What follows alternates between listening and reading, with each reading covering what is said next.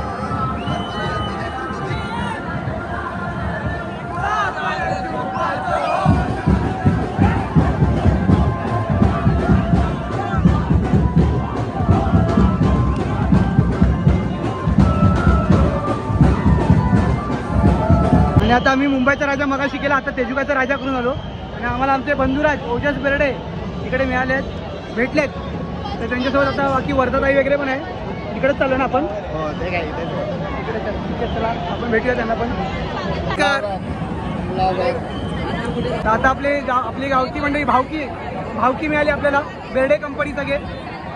Let's go. आताच मगाशी मी मुंबईच्या राजाला होतो, परत आता मुंबईच्या राजाकडून परत आपण जेड ब्रिजला चाललो। जेड ब्रिजला चाललो।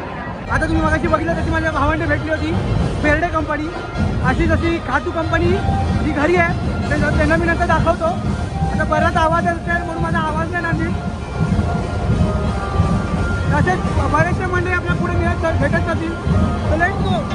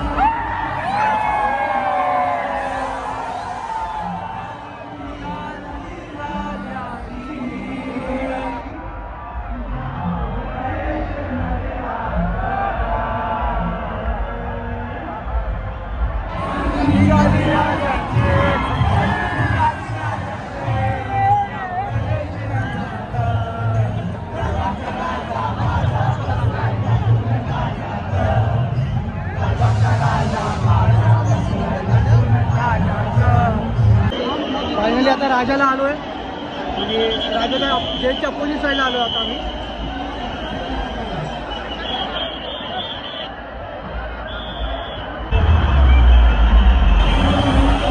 राजा तर जास्त समोर आहे, जास्त समोर आता राजा।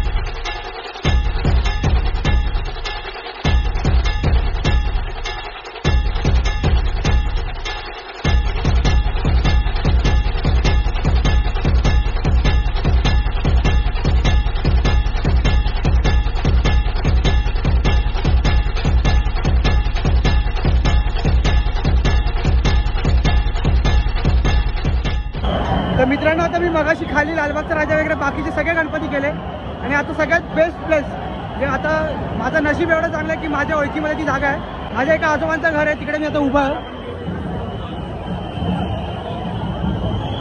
ओंकार दादाचं घर आहे आणि ओंकार दादाच्या घरी आम्ही इकडे दुकानाच्या छतावर उभे आहोत आणि इकडे आपल्या लालबागच्या राजाची पब्लिक आपण बघू शकतो. ते भाऊ आजोबांचा घर होता, या दादाचंच घर आहे म्हणजे. आणि इकडून एक नंबर व्ह्यू आपला लालबागचा व्ह्यू येतो. सगळी क्राऊड इकडे खाली उभी आहे, सगळी क्राऊड इकडे खाली उभी आहे आणि आपण त्यांच्या वरती आहे. दुकानाच्या छतावर मी उभा आहे आता, याचा आपण बघू शकतो. आणि आता सगळ्यात बेस्ट व्ह्यू मिळणार आहे तो तुम्हाला दाखवतो आता.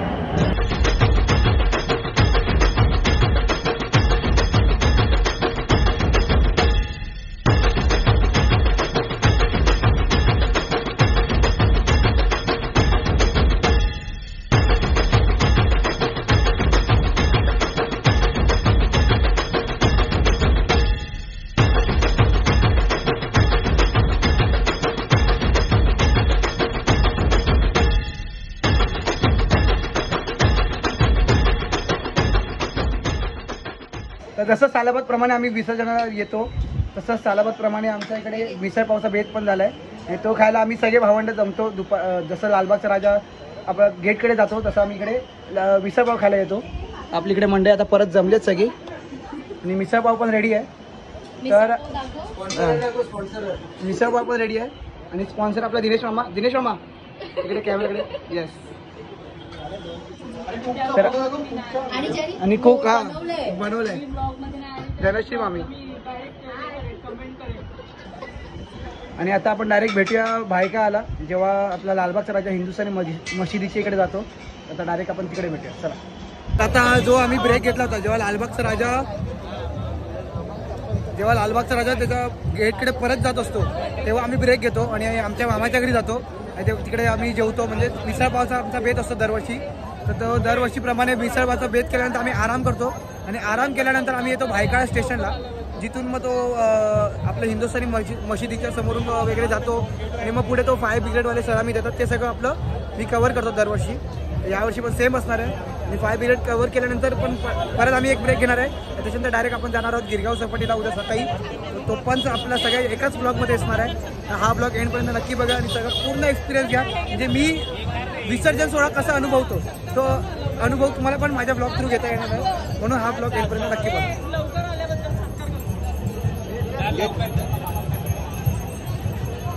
आले तुफान किती जिद्द ना सोडली. कशाबद्दल इंटरव्ह्यू होता माझा आज. इंटरव्ह्यू होता. मी म्हटलं तुम्हाला मला ट्रेनिंग घ्यायचं असेल तर मला 1 आठवडा वेट. मला माझ्या राजाकडे जायचं काय.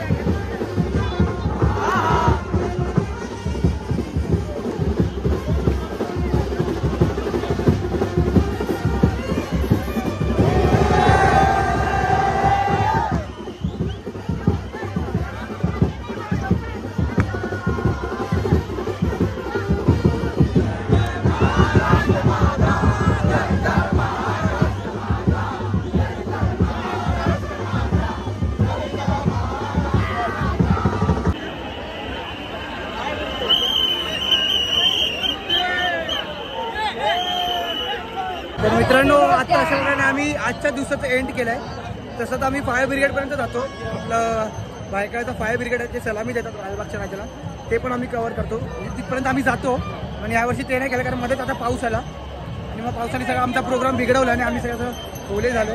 मग आमचं मन पण असं मेलं आहे. म्हणून आम्ही विचार केला की आता घरी जातो आणि उद्या सकाळी डायरेक्ट आता चौपाटीवरती जेव्हा लालबागच्या राजाचं विसर्जन होतं. लवकर लेफ्ट केलं रे तुम्ही ते फायर ब्रिगेडचं बघायला पाहिजे. गुड्डी जायला अजून बघायचं पण आम्हाला काय आता इच्छा नाही कारण ओले झाले सगळ्यांनी मूड गेलाय सगळं भिजलोय. पाऊस आला एकदम जोरात. तो आता प्लॅन केलं की आता उद्या सकाळी आता आम्ही बघू काहीतरी खाऊ पिऊ जरा आणि मग हे बघ इथे दिनेश दादा आहे. तर मित्रांनो काल रात्री जसं आम्ही हिंदुस्थानी मशिदीच्या इकडे नाचलो आणि तिकडे शेवटी पाऊस आला आणि अगोदरच मला सर्दी होती आणि पाऊस आला तर माझं असं अंग गरम वगैरे झालं आणि मला बरं नव्हतं वाटत. म्हणून आज मला गिरगावला जायला जमलंच नाही. पण मी डायरेक्ट माझ्या मावशीच्या घरी भायकायलाच आलो. ती माझगावला राहते तर तिकडेच मी रात्री झोपलो. ते आता सकाळी चाललो आहे. यावेळी विसर्जन कव्हर करता नाही आलं म्हणजे प्रॉपर आपलं गिरगाव चौपाटीचं वगैरे. आणि आपल्याला एवढ्यावरती बायका हिंदुस्थानी मशिदीची इथपर्यंत आपल्याला खुश राहावं लागेल. तर सॉरी तेवढ्यासाठी ॲडजस्ट करून घ्या. तर पुढच्या वर्षी आपण नक्की जाऊ गिरगाव चौपाटीला. आणि व्हिडिओ आवडला असेल तर व्हिडिओला लाईक करा, शेअर करा, चॅनल सबस्क्राईब करायला विसरू नका आणि कमेंट करून सांगा की हा व्हिडिओ कसा वाटला. तर जय हिंद, जय महाराष्ट्र, गणपती बाप्पा मोरया.